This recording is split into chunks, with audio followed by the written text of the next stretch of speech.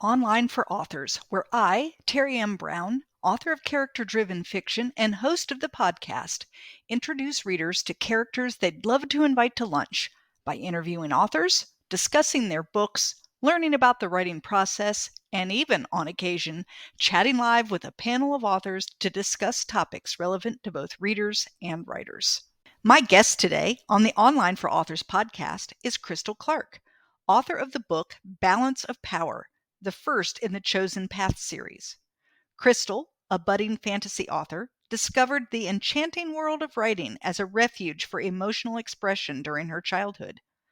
Determined to redefine the essence of fantasy, she decided to embark on her own literary quest, focusing not on fantastical worlds, but on the characters within them, characters as human and complex as ourselves.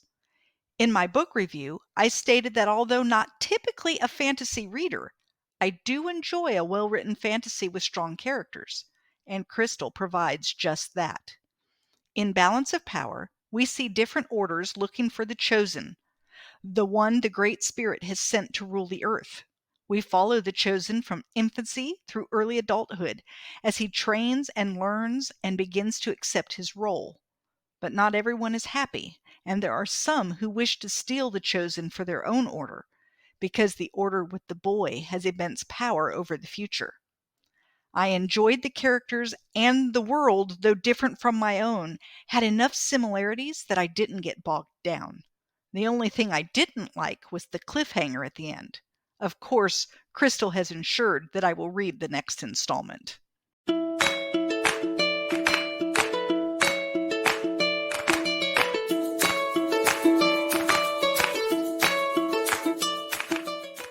Welcome to Online for Authors. Today I am chatting with Krystal B. Clark, who is the author of Balance of Power, which is part of the Chozien Path Series. Welcome. Thanks for having me, Terry. Yeah, I'm really excited to have you. Now, I said that right? Is it Chozien Path?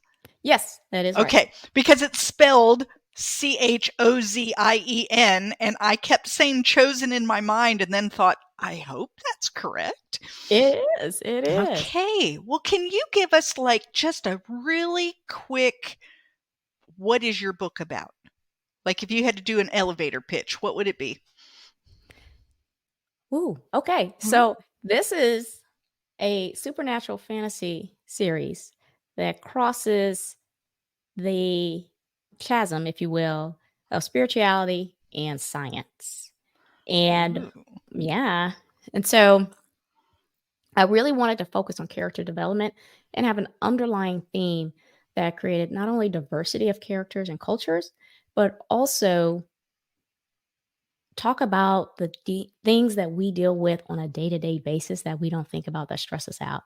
So, for example, abandonment and how that plays into every choice that we make, how we respond to people. How we manifest that into our day-to-day life subconsciously, and how we continue to do things to chase something like that. Either we're running away from it or we're trying to clear our guilty conscience of it. Now, there's always pleasantry because it's fantasy, so it's plenty of that going on in there. Plenty, but right? It should, at the end of the day, I really wanted to focus on a message in the book. Okay, so you wanted to focus on a message, which I understand because I write historical fiction, but I also focus on messages. Like that's a thing that I do. Why did you choose fantasy to do it versus all the other genres that you had the option to choose from? Well, frankly, I love fantasy. Okay. But I felt that it gave me a level of freedom to create the message in a much more powerful way than I could have done if it was just in a normal day to day. Because we live day to day every day. Right? So for me to add that level of spark, spontaneity, and pizzazz, I had to create a different world that not only kind of mimicked ours, but allowed me to stretch beyond my imagination. Right. That's really what I wanted. Right. I loved, so I'm going to just like be upfront. Most people who know me know I'm not a fantasy reader. Oh, I didn't Okay. know that. No. And so when you said you had a fantasy, I thought, okay, well, I mean, I'll read it. And I loved it. I absolutely loved it. So I've read two recently, two fantasies, and loved both. And I'm thinking, well, maybe I am a fantasy reader and just didn't realize that I'm a fantasy reader. But you said something in the beginning that touched me, which was you like character development. And I think that's why I connected so much with this story is I write characters. That's what I do. I tell people that that I introduce people to characters they'd love to invite to lunch. And that's, that's kind of my thing. And I love to read books with strong characters. And I think maybe some of the fantasy that I had read earlier on maybe was more place driven than it was, it was the world building and not that yours didn't have it, because fantasy has to have some world building in it. But I didn't feel like I got bogged down in the world building. I felt like I was enjoying the characters and learning about where they lived at the same time. Yes. You're So, nailing it. You're nailing okay. it. That's what I was going for. I stopped reading fantasy for 20 years because of that. There was not enough connection to the characters. I'm like, man, if this next book is the same adventure over and over again, I can't do it. I can't do it. And so for me, it's always, I don't know, as a writer, I have trouble building a world anyway. It's not one of my strong suits. And often when I am reading a fantasy, especially a long one, and they're often very long, I feel like I'm just flip, flip, flip, flip, flip, flip. There's the character. And then I miss things that are very important because I flipped through all the world building. And you didn't do that. You offered the world building almost through character development. Like I learned what I needed to learn as I needed to learn it. Yep. And so you did an excellent job that way. Thank you. You should like pat yourself on the back. That was really good. And this is coming from a non-fantasy reader. So, and so when I was done and enjoyed it and thought, oh, now I have to read the next one, I thought, wow, she did a really good job. You helped convert me. Do you think that you'll ever write a different genre? Yes. So, Yeah. I actually have a business memoir in the works right now, and it's actually done. I've manuscripted, so I'm in the editing phase. You know how that goes. Oh, yeah. Yeah.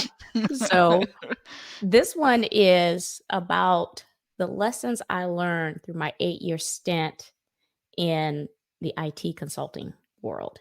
Okay. Yeah. And it was very much about, it's really, my brand is emotional resilience. So hopefully you could see that in the. Yes. Okay. And Yes. so what happened is when I got into consulting, by the time I had hit consulting, I had emotional intelligence. So I knew these feelings. I was okay with expressing these feelings and I knew where they're coming from, but I didn't know how to manage them when things got challenging. So everything that I was, if I was doing something and someone asked me a question about my work, I took that as like I got defensive because I'm like, oh, what you don't think I know what I'm doing? Yeah. Like what are you trying to say here? Right. Yes. Yes. And so I realized that was holding me back from being a good leader because I was managing people. It was not a problem to manage people, but I couldn't. People were fearing me. They were fearing to ask me questions. They were very tense. And so I started to understand that and let my guard down because I was giving a perception that wasn't me based on my reactions. Reactions to things. Yes. Okay. Yes. All right. So this idea, you kind of hinted at, like you wanted to bring out problems that people experience every day and like bring them out. But where did the actual idea for this book come from? Like, to say, oh, I want to talk about problems. There's like a bazillion ways that you could have come at this. Where did this idea kind of stem from? The idea of the book or the idea to The just book. Right. Okay. So yeah, we'll all get right. to your writing. So I have a strong relationship with a younger brother, Mm-hmm. my younger brother. We're about 2.5 years apart. And I remember growing up just having this huge responsibility to lead him, to guide him, to protect him all these things. And if I slipped on something, it was just like, I mean, it was like the weight of Atlas on me. And I remember being the oldest, my parents were like raising me to be all these things and to do all these responsibilities. And it was interesting because I was in, try not to get emotional, but I was in maybe my junior year in college, and my brother was in his senior year. And my mom called me and she said, you know, your brother had an assignment and he had to write about uh, a role model. Hmm. I said, okay. And she's like, it was you. He wrote about you. And she just was like, Chris, I want you to understand you're a great person. You did a great job. And my brother, I'm 40, I'm about to be 42. He's 39 and he still follows me, you know? Right. And I wanted to write a book about a sibling relationship like that, where one felt that they had everything in their life. They felt like they belonged. They felt that they were loved, and where the other one didn't, but wanted it. But wanted And it bad. yeah, and Yeah. so there are other pieces of the story that build on various areas of that, but you feel abandoned. You feel abandoned in life, and it's just I had trauma growing up. I was a child molested. I was molested as a child, and just how my parents reacted to that, to being an introvert. You just felt like you never belonged, and you were doing all these things to either protect yourself from that or trying to find worth, because you feel like you're not worth anything Right. but Right. that. So you're just Right. fighting yourself this entire time. So yeah, that's why I want to write Yeah. it. So that's where it came from. So, how much of you is in this book? 100%. Yeah. Yeah. I People, I spread it across the characters, the so it wasn't characters. so Yeah. intense. Yeah. So, that's interesting because people ask me the same question, like how much of you are in your characters? And I don't know how to write a character that isn't either me as I am now or me as I once was, or Mm, sometimes even me as I hope to be. yeah.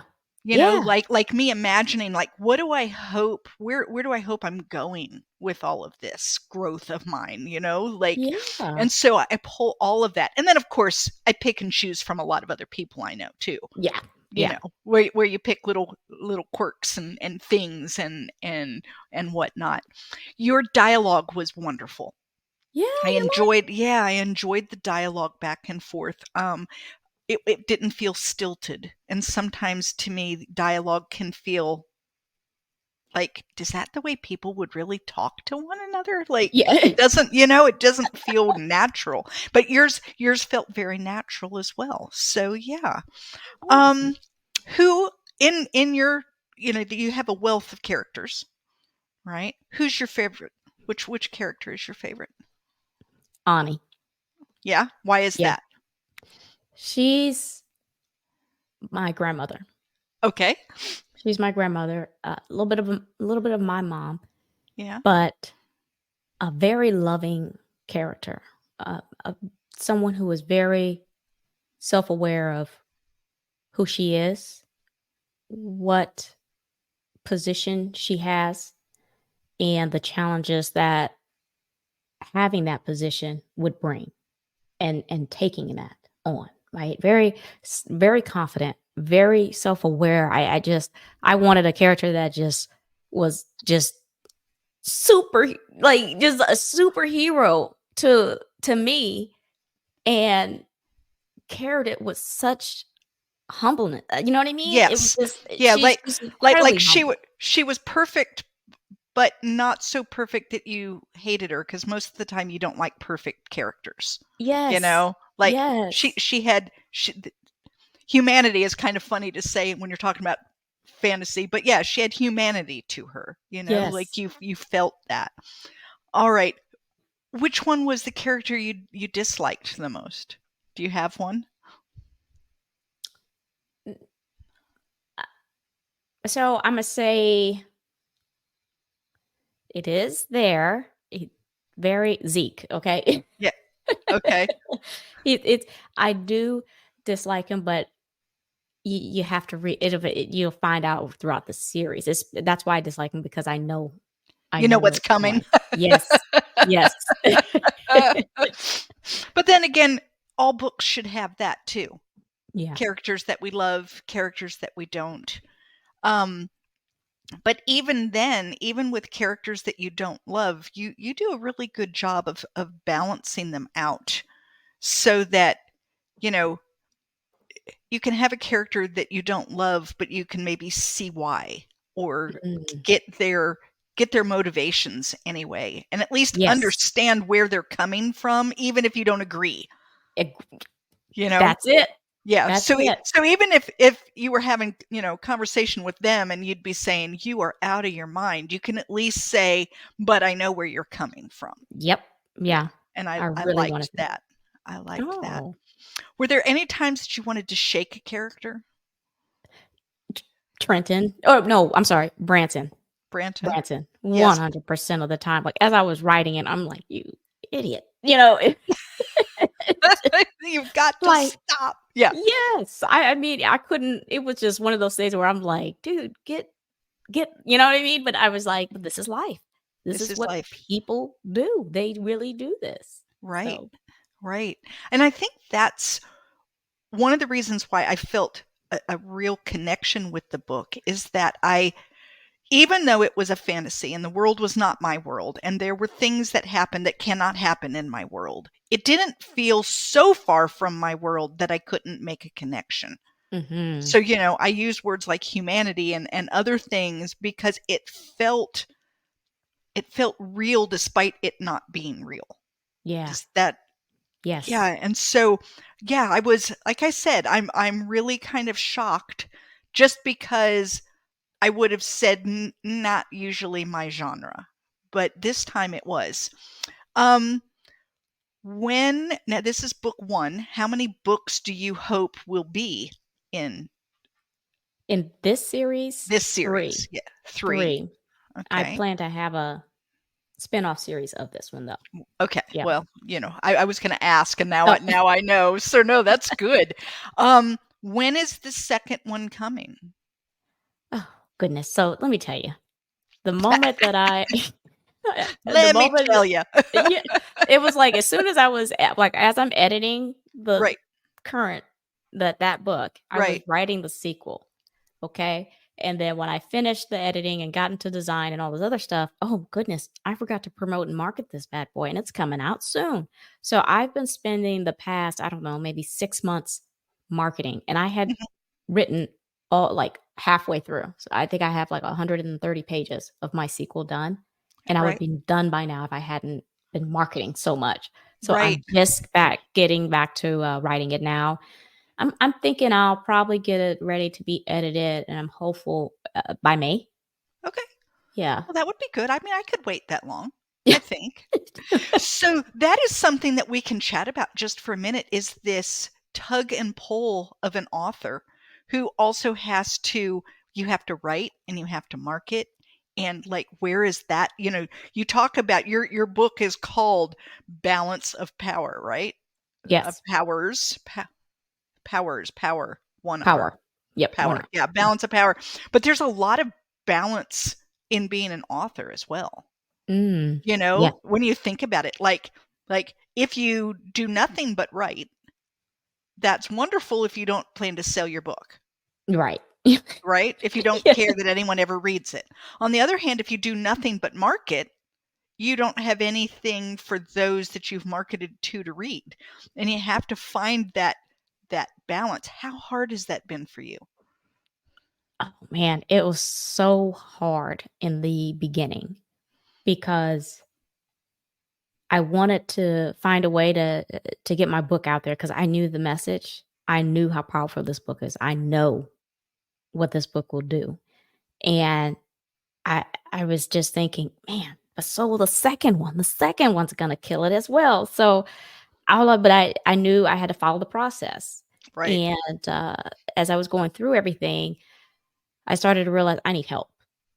Let's just say it, right? And I'm not one to ask for it. Hopefully you see that in a character, okay? Can So do it myself.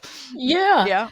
Yeah. So I started reaching out to a few folks to help me. I had a few bad runs, but I got to a point where I'm starting to do a book funnel. I'm starting to work with another website and business consultant to really help me hone in on a lot of these activities that I need help with because I have a Right. lot of material that can be shared on social media. I just don't have the time. Right. So if I can get someone to help manage that, now I'll have time. So Right. I did that. Right. And so that is the thing that you have to do is you have to figure out like what do you want to do? How can you do it? Can you do it all yourself? Do you have to farm some of it out? How do you feel about farming stuff out? Who would you farm it out to? All of the Yes. things that are, and as a new author, so my first book came out just a little over 2 years ago, and I didn't know I was supposed to market. Right. Like, I didn't know at all. The book came out, and I literally sat in front of the computer like, "Why isn't it selling?" Right. And it was like, "Oh, you mean I have to tell people that it's here?" And so it kind of like opened up the whole world, and I feel like I've kind of got my marketing in a groove at this point where I know what needs to be done and I kind of get it done. And sometimes I feel overwhelmed by it. In the last month, I've been saying to myself, maybe I need an assistant. And then it's like, yeah, but it's going to slow down in a little bit. And it's like, yeah, you might really need an assistant. So I'm going back and forth. So I know that feeling. I do. There's so much, and Yes. it's hard to know which things are the right things. And I think part of that is there is no right answer. It has a lot to do with like who you are and how you feel about things. So you said you're an introvert. I'm not. And Okay. so, no, I mean, and I'm not. And so for me, like getting on, I love being on podcasts. Stick me on as many as you want to. I do 3 a day. I mean, this is great for me. Let's just get out there. And then for some people being on a podcast is like, they have to work themselves up to it and they feel dread for 4 days and they want to throw up and all of the things, in which case maybe that's not the best marketing tool. Right? Mhm. Because Yeah, why feel that way? There are other things that also can work, true. like Facebook ads, they don't make you throw up, Yeah. it's a whole different thing. So you have to kind of look and pick and choose out of the huge variety of Yes. things, right? Yes. What are you finding is working for you? I mm, I know you're still that's the way I feel. I tell people I keep throwing stuff at the wall, seeing what sticks. yeah. So Yeah. I can tell you this. Okay, so I have a unique style, and that's one point you brought up is it has to the market, the person Has to who I'm. fit you. Yeah. Yes, and I don't. Sometimes I have a little trouble with that because the kind of posts that I make, they're very fantasy driven, but they're also insightful. Yeah. So like, for example, I did one with a telescope, and it was like someone who read it was like, "Man, like, where are you getting this stuff from?" And it's like pulling stuff. It's just so creative. You have to go beyond the box with me. Right. Not many people do that. They're like, "Well, this was what works." I'm like, "But it's not me. It's not me though, and I can't compromise on that." So what I did notice is that there's a difference between putting up like an image with like whatever a quote Yeah. on it versus a reel. Okay. I Reels love work. reels. Yeah. Okay. I love reels. I love them. But what I noticed is when I was on LinkedIn and Instagram, I got more likes for the image than I did for the reel. And I was like, Mhm. are you kidding me? This reel is cinematic. It's like, Right. do you guys not watch movie trailers and then go see the movie? You see what I'm saying? Right. I would think that it would work, but it was like, it wasn't like that. And then I reached out to people and asked them, like, listen, here's this, but I want to hear from you guys. What do you like? And the comments that were coming back, I like the photos. I like the photos. And it's So, funny because so many marketers right now are all about the reels. Put the reels mhm, out, put the reels out, put the reels out. And like you, I'm not finding a lot there. Now, I am not big on TikTok.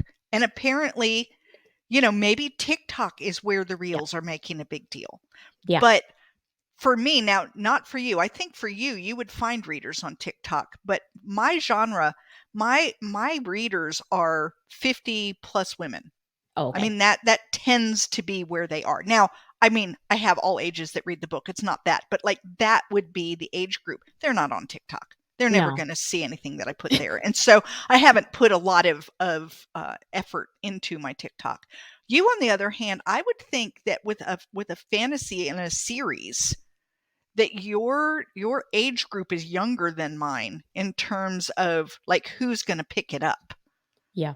And so you Yeah. never know. Maybe Reels and TikTok is where you should, take a That's look. what I know. I feel the same way, trust me. I'm just saying that it might actually, maybe that's where your cinematic reels would, catch. Like it's Yeah. a different place. Yeah. Yeah, I've been using YouTube. YouTube, I do, Yeah. shorts. Yeah. So when I make my post, a video Right. post, and then I implement that into a reel. So Yeah. I'll reuse it, but I post on TikTok and YouTube Shorts, but I don't do it as frequently as I do the image posts. Right. And that's one of the feedback that I got was like, "Oh, you need to go on TikTok." I'm like, "I'm on there." And like, "Yeah, but you're not using it like you're doing these other posts." And I'm like, Right. "Ah." And so maybe that's where the person that you've hired might come in and Yeah. help you get more of those put out. Yeah. Because that is true. People who are listening to those shorts and the reels and the things, they want lots of them. They don't want one a week. Right. Yeah. They want to see, they'd be happy with 2 or 3 a day. Like they'd be okay Yeah. with that. And so, yeah, and it's hard because it's like, okay, when can I do all of this and write? Yes. And I don't know, eat and Yeah. shower. You know, I've already given up most of my self-care. What else can I do here, right? Yep. So tell me a little bit about your author journey. I read on your Amazon profile that this book was what, 20 years in the making? Is that so? Yes. Tell us a little bit about that last 20 years and what took so long to get this marvelous book out to the world. Oh, thank you. So I believe I was in college.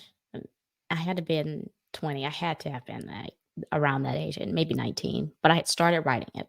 Hmm. And then as I was writing it, I had this idea in my mind and I saved it. Okay, at that time we had discs. Okay, Right, hard right. to. I remember. Hey, look, I'm 60. I remember Okay. hard disks, okay? I remember typewriters, so Yeah. okay. So I saved it on that and I stuck it in my backpack and I left my backpack at my cousin's house and came home to Dallas. So my school was in Baton Rouge, Louisiana, and my family was out there, and I left at my cousin's house and went home. And I was like, "Oh no, I forgot." I was like, "Okay, let me call my cousin and say, hey, did you like look in my bag? Do you see the disc there? I need you to safeguard it for me." He's like, "Oh yeah, I reformatted that." I was like, what?" You yeah, Yeah. yeah, So he was like, "Well, was something on there?" And I was like, "No, it's okay." I was just like, "No, I didn't wanna make him feel bad because right. I was like, I just left it." So I came back and I told another friend of mine, he's a great guy, and I was like, "Ah, man, I was writing this book." And I told him that same story, and you know what he told me? He goes, "That version wasn't meant to be."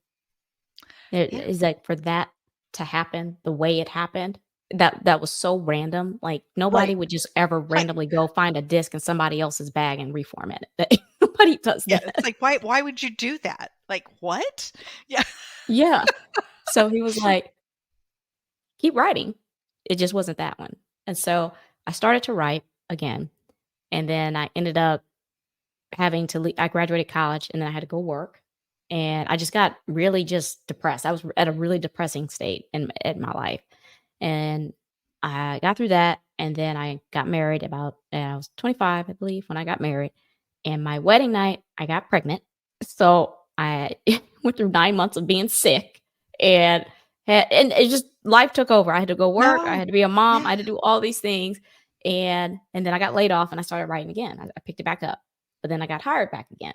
So, same thing, 3 kids later, I finally hit this really huge milestone and got really successful in my career.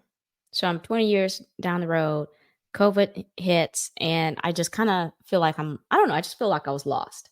And Yeah. my husband said, "Didn't you have that book?" And I go, "Oh, yeah." And I was like, Yeah. "Yeah." That was He's like, 20 "How far years is it?" ago. Yeah. Yeah. He's like, "Well, why don't you start writing?" And I was like, "I don't know. I guess let me see if I can find it." Like, I mean, it was just that weird. It was Right. buried in my Google Drive somewhere. Right. And I found it, and I just s started it back and didn't stop. And what was interesting was I had an ARC reader who was my neighbor. She said the same. She's like, "I'm not even a fantasy reader. I am." She's like, I fall asleep watching, or I fall asleep reading your book, and I wake up like, oh my god, I gotta see what the secret is. And Yes. Yes. yeah. I mean, I kept reading. I often read at night, kind of before I go to bed, on my Kindle, just because my husband's ill, and so we're having, my life is just a crazy mess right now, and he'll go to bed early, so I'll go on to bed when he goes to bed, but I'm not anywhere close to tired, and so then I read. But Oh, usually it's like, okay, if I read 50 pages, we're going to call that a good night and go on to bed. And no, with yours, it was like, what if okay, 70? I'll go 90. Okay, it's really getting time for, well, I mean, 100's a nice even number, you know? So yeah, it was good, and the only thing, and this is not against, it ended in such a way that it was like, yeah. "Ah, ah," which is good on your part, because Good. I'm now gonna have to get the second book, but part of me is like, "Really? You left me like," I felt like we were, yeah, I just felt like I'm kinda hung out to dry, and it's like, now I need the next book. So, Yeah. chop, chop. But you did a really good job with that. I enjoyed it. I enjoyed Thank it. you. Thank you. So, we know coming up you have this business book coming out, Mhm. right? And we know that you have, number 2 and number 3 coming out, but you have an idea for a spin-off. Are you willing to share any? Go ahead, tell me what that spin-off is. Sure. So this one is about breaking generational curses. So that's a big thing in my family that we talk about a lot. Is that we were kind of brought up a certain way, and just for example, with women in the early times of women like having a child when you were younger, they either wanted you to get an abortion or you had the baby, you were sent somewhere, had the baby, and like someone else raised it, right? Right, right, and then That's you pretended like it didn't happen. happened exactly. That's a Right, generational curse. right, Um, Especially in my family with money, financial just financial management, wealth management, and just understanding how to build wealth. That is not taught to us to own land and do all these things. These are generational curses. And I was like, oh man, we gotta write a book about that. And I'm yeah, gonna put a good spin on it though. It's not gonna be like what I just talked about there, but it's about generations of right, people. right, and how instead of continuing to do the same thing, it's learning how to I don't know, like, move forward, Forward. right? Yeah. Yes. Yeah, move Yeah. forward, move upward, move Yes. move beyond. Yeah. Yeah, I Yeah. love that. So I love generational stories. All Oh. 3 of the ones that I've written are generational stories. That's what I do. Oh. Um, Sunflowers Beneath the Snow was my first one, and it's about 3 generations of Ukrainian women.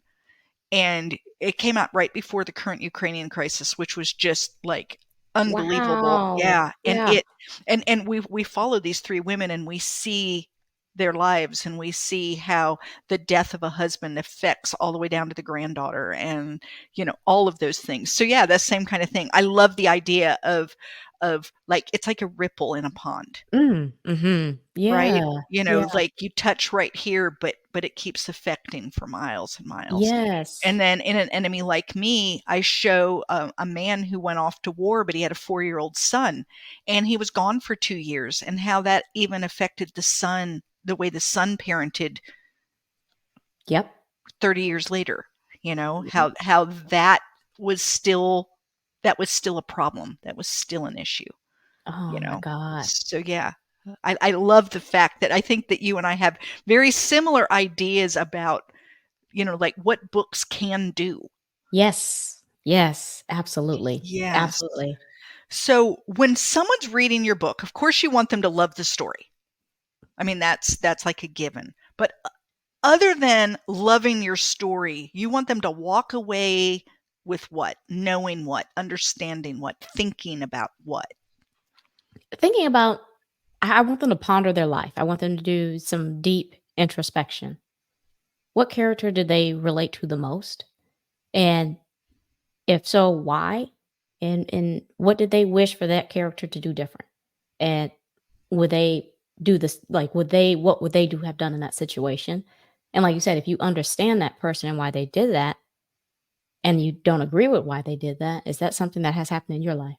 Is that something that you can do to change? Where can you grow and learn from this story Yeah. by relating to these people and doing all those things? Yeah. I like that. I love, like I said, you and I have that idea. I feel that literature gives people the chance to experience things that Mhm. they might not get the chance to experience. And not only that, they get to do it privately. Yeah. Yeah. So, my books often touch on like racism and xenophobia and those Yep. kinds of things. And those are not things you can talk about in Yeah. public.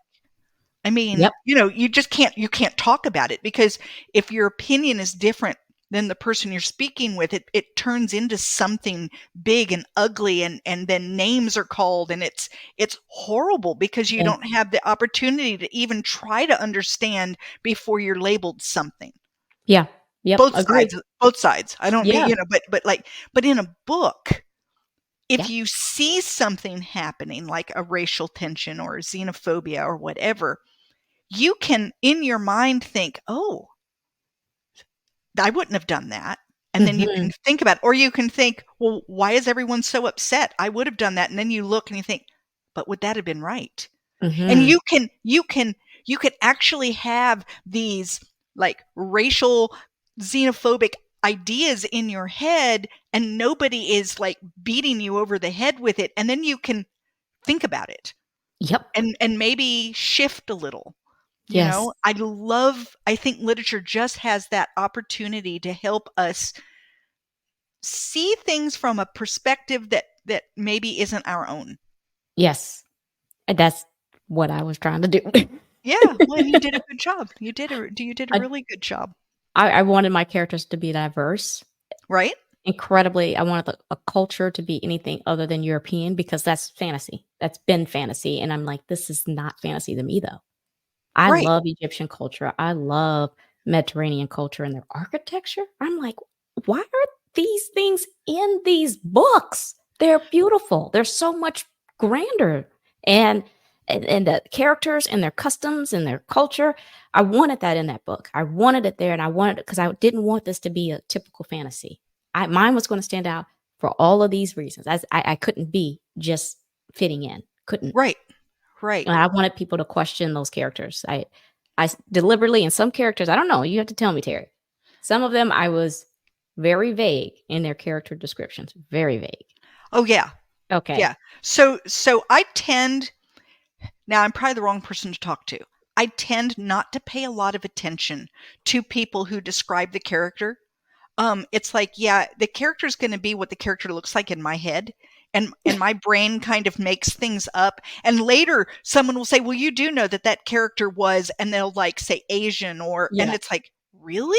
Like, not in my mind. It wasn't, because I kind of create, I do a disservice, I think, probably to the authors by doing that. But I tend to just, it needs to be what my mind needs it to be for the book to work. Okay. Does that Okay. make sense? Yeah. So vague descriptions never bother me. Okay. They don't bother me at all, because I'm going to fill in the gaps and make it, I always Yeah. create characters. They're alive in my head while I'm reading. Okay. So, I hear their voices. I know exactly what accent they have. That's I'm that reader.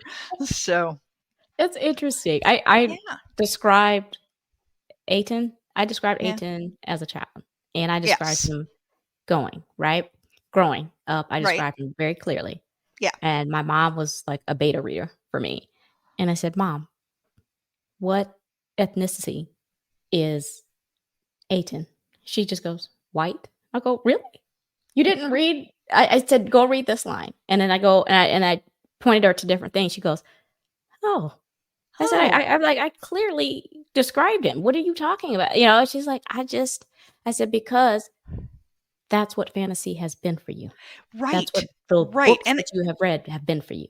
I think that's true. I think that often we kind of create in our minds what we're used to. But Mhm. then really there's nothing wrong with that, because if you can get your point across and then they later learn that they were wrong about the character, there isn't any, do you see what I mean? It's like Yep. you even then got your point across again. Yes. Like there it Yes. is again. Like, Yeah. so yeah, no, I love that. If someone wanted to get in touch with you, talk to you about your books, follow you, learn when the next one's coming out, where do they do this?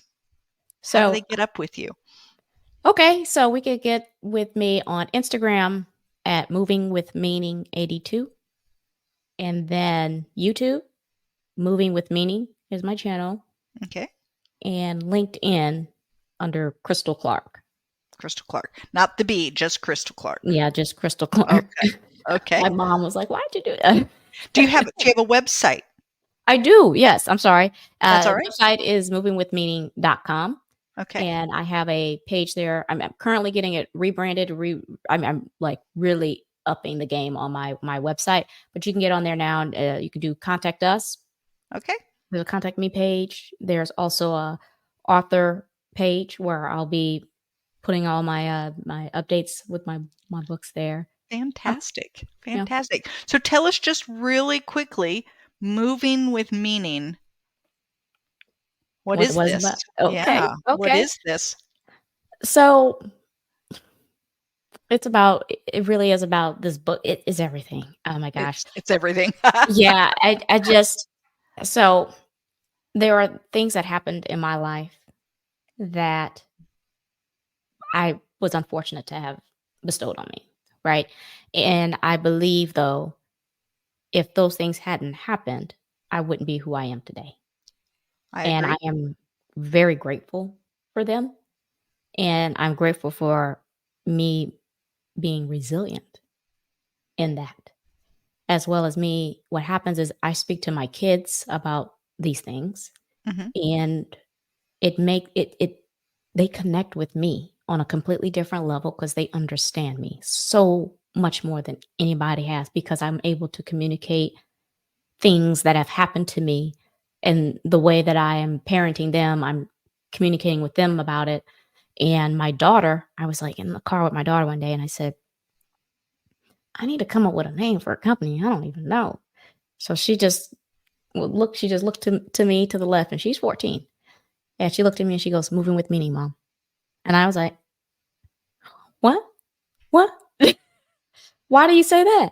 I was like, I mean, that's great. She's like, well, because everything that you do, Mom, has meaning. Everything. The way when you speak to us, it's a purpose. Like there's a purpose behind everything that you teach, how you speak to us, when you are telling us a particular topic or teaching. I mean, it's just everything. She says, and I'm inspired by that. I'm inspired Oh, by that. wow. So how could you not call it Moving with Meaning, right? Like, Yeah. at that point, She it's a guilted me done in. deal. Yeah, it's Yeah. a done Yeah. deal. No, that's great. That's great. Well, I want to thank you so much, Krystal, for being on. I loved the book. Listeners, get out there and buy the book. It's really good. If you love character-driven fiction, this is that, and you're going to love it. So thank you for being with me today. Thank you for having me. Thank you for listening to Online for Authors, where I, Terry M. Brown, author of character-driven fiction and host of the podcast, introduce readers to characters they'd love to invite to lunch. Tune in next Tuesday for another podcast episode.